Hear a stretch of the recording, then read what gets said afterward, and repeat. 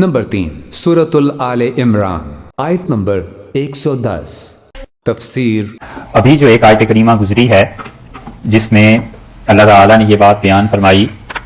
کہ تم میں ایک گروہ، ایک جماعت ایسی ہونی چاہیے جو خیر کی دعوت دیں اور برائی سے روکیں اور نیکی کا حکم کریں، اسی بات کو اللہ تعالیٰ نے دوبارہ یہاں پر ذکر فرمایا، اور وہاں تو یہ کہا کہ ایسے لوگ ہونے چاہیے،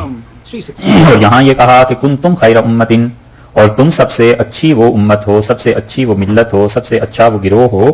اخرجت للناس، جو لوگوں کے لیے نکالا گیا ہے، لوگوں کے لیے بنایا گیا ہے۔ یہ جو ارشاد فرمایا ہے کہ خیر امتن، سب سے اچھا گروہ ہو، اس کی تفسیر مفسرین نے کی ہے، اور وہ کہتے ہیں کہ کنتم خیر امتن کا مطلب یہ ہے کہ انفع الناس، سب سے زیادہ نفع دینے والے لوگوں کو، اخرجت للناس، جو لوگوں کے لیے نکالے گئے، لوگوں کے لیے بنائے گئے، یعنی وہ لوگ جو اس انسانیت کو سب سے زیادہ نفع دینے والے ہیں وہ تم لوگ ہو۔ خیر امت اخرجت للناس انفع الناس اخرجت للناس، کہ لوگوں کے لیے سب سے زیادہ نفع دینے والے تم ہو، اور کرتے کیا ہو؟ پھر اس پر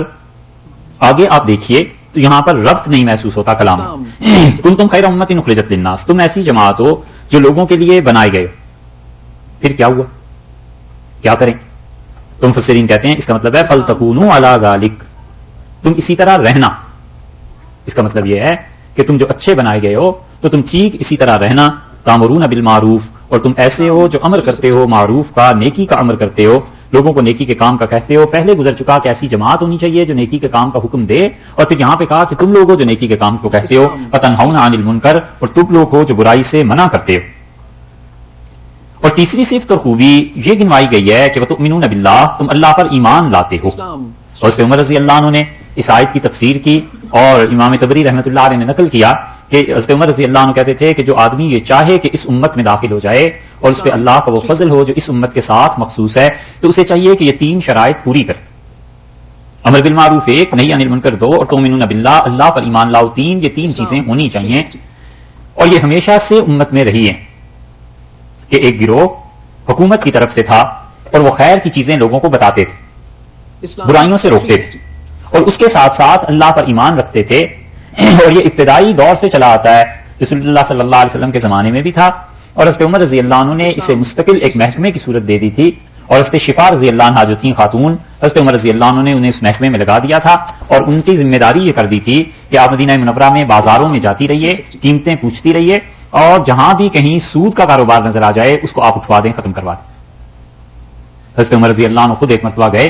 اور انہوں نے ایک آدمی سے پوچھا کہ یہ مال کتنے میں خریدا ہے اور کس طرح بیچو گے اور کیا ہے؟ اس نے ادھار کی کچھ صورتیں کی ہوئی تھیں، تو حضرت عمر رضی اللہ عنہ نے اس کا جو بھی چیز پڑی تھی اسے اٹھوا دیا اور فرمایا لے جاؤ گھر، اور خبردار جو ہمارے بازار میں ہماری مارکیٹ میں آ کے بیٹھے، اور اس کے بعد خط لکھوایا سب کے نام کہ جو آدمی خرید اور فروخت کے مسائل کو نہیں جانتا اسے مارکیٹ میں تجارت کی اجازت نہیں دی جا سکتی اور نہ ہی اس کی دکان کھلے گی۔ اور حضرت عمر رضی اللہ عنہ نے کہا وگرنہ مسلمان سود میں پڑ جائیں گے اور خدا سے جنگ شروع ہو جائے گی۔ اس ایک حکم نے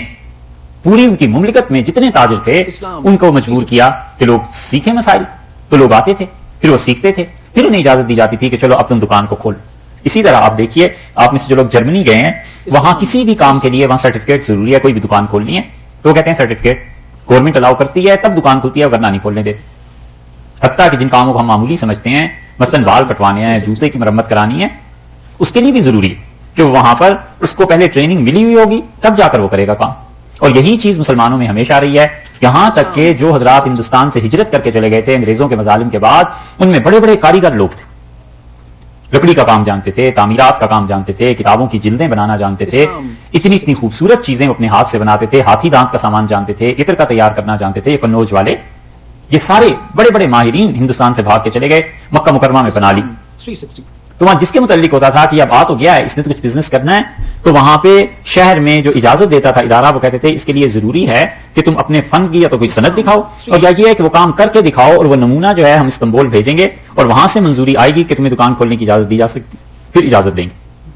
حیدرآباد سے ایک صاحب چلے گئے تھے، بہت اچھی جلد بندی کیا کرتے تھے، کتابوں کی جلد باندھتے تھے، تو انہوں نے کہا جلدیں باندھ کے دکھاؤ، پھر یہ استنبول بھیجیں گے، وہاں سے اجازت آئے گی تب جا کر یہاں پہ بائنڈنگ کا کام ہو سکتا ہے۔ یہ مسلمانوں میں رہا امر بالمعروف نہی عن المنکر، اور یہ چیزیں حکومت کی ذمہ داری تھی، اور اس کے عمر رضی اللہ عنہ سے شروع کرا دیا تھا، باقاعدہ طور پر ایک محکمہ بن گیا، اور وہ محکمہ کرتے یہ تھا کہ اچھائی کے کاموں کا حکم دے اور برائی کے کاموں سے روکے۔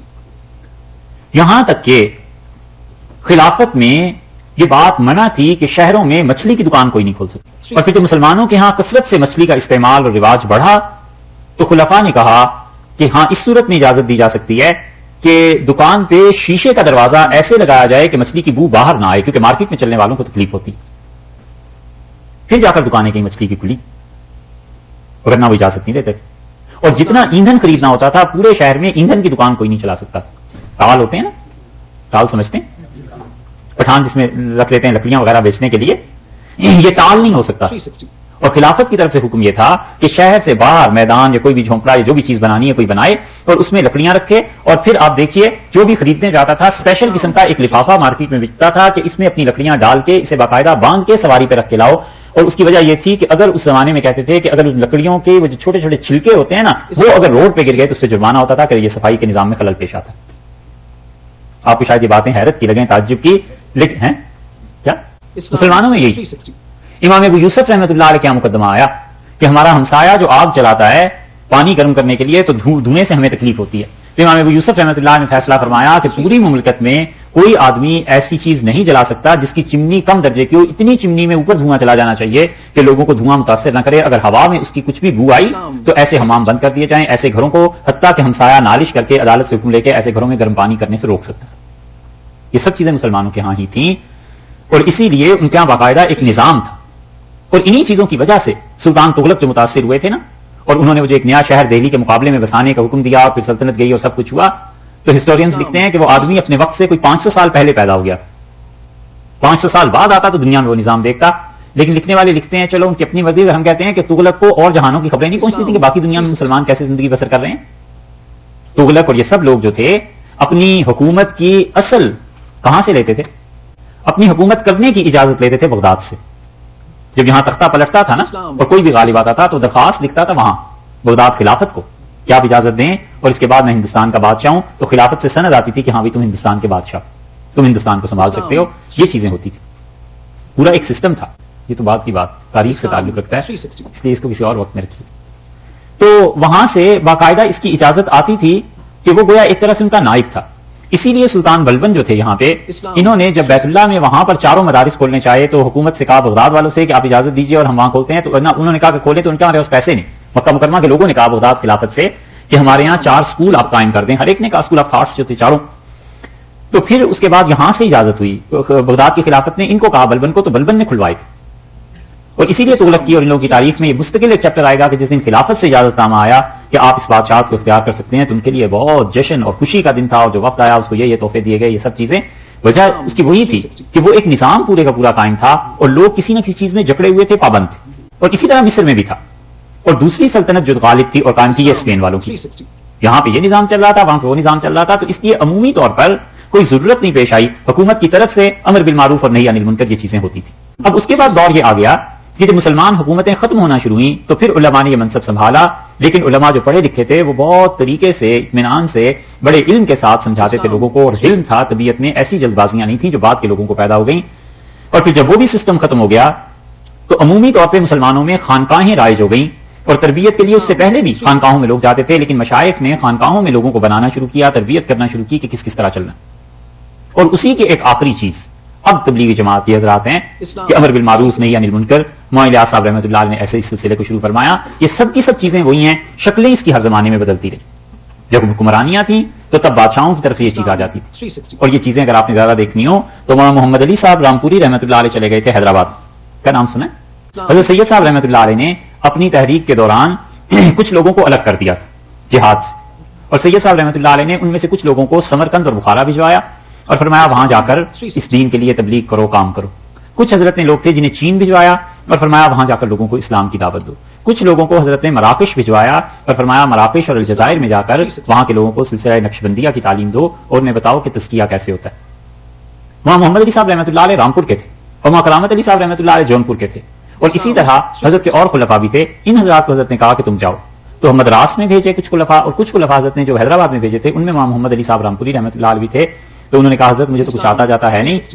اور حیدرآباد میں کام وہ تو بہت دشوار ہے، مجھے تو زبان بولنا بھی نہیں آتا۔ تو سید صاحب رحمۃ اللہ علیہ نے بڑی ان کے پہ اعتماد تھا حضرت کو، تو حضرت نے اپنی شلوار قمیص اور اپنی پگڑی اور سب چیزیں ان کو دی اور فرمایا یہ پہنو. تو پہن کے جب آئے تو حضرت نے فرمایا بس اب یہ کافی ہے, اللہ تعالیٰ تمہیں برکت دے گا اور تم چلے جاؤ اور حیدرآباد والوں کو ہدایت کرو کہ وہ اللہ کی توحید کو اختیار کریں اور جو ان میں رسومات معاشرے میں غلط پھیل گئی ہیں اس کو کریں. امام محمد علی صاحب رحمۃ اللہ نے بڑا کام کیا حیدرآباد.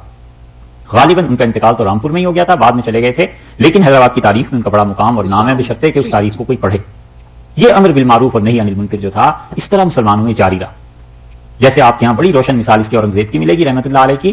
کہ وہ سلطان وقت تھے اور اس کے ساتھ ساتھ امر بالمعروف نہی عن المنکر اور ان چیزوں میں وہ پیش تھے, نمایاں تھے, اور انہوں نے یہ کوشش کی کہ پورے ہندوستان میں ہندو جو اپنی عورتوں کو جلاتے ہیں اس رسم کو بند کر دیا جائے. تو جب فقہائے وقت جو علماء تھے انہوں نے کہا کہ آپ کیوں اس طرح کرنا چاہتے ہیں, تو انہوں نے کہا اللہ نے ذمہ داری رکھی ہے ہم لوگوں کی کہ ہم امر بالمعروف کریں اور نہی عن المنکر کریں. اللہ نے یہ کہا.